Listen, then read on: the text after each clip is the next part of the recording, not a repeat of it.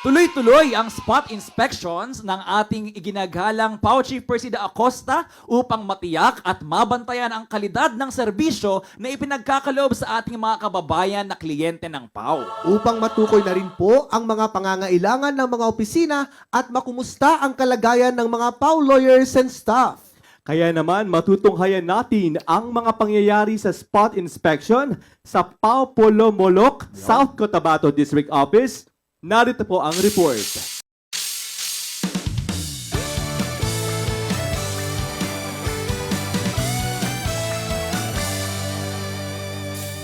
Persida sa puso't isipan ang pangarap sa buhay. Maging abogado ng bayan, hustisya'y kanyang ilalaan.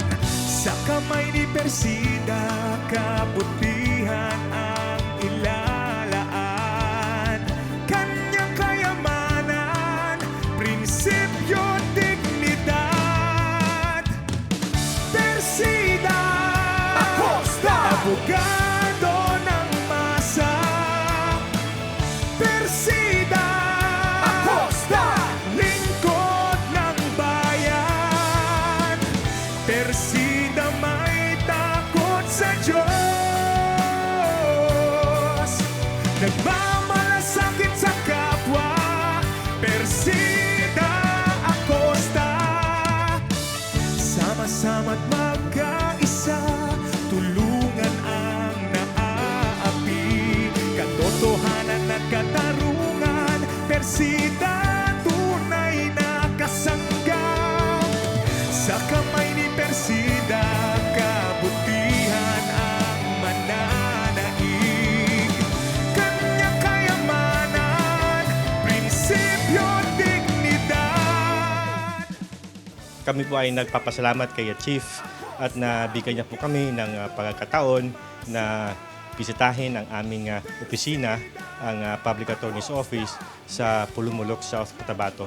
Masaya po kami at andito ang chief namin na galing pa ng Maynila at nakabisita po sa lugar namin.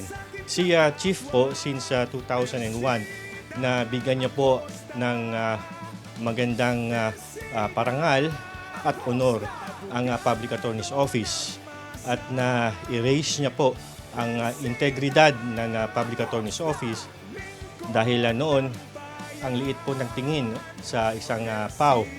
Pero po ngayon, taas noo po kami dahil po kay Chief. Kaya kami nagpapasalamat po kay Chief dahil binigyan niyo po kami ng empowerment at magandang serbisyo in her more than 20 years in public service.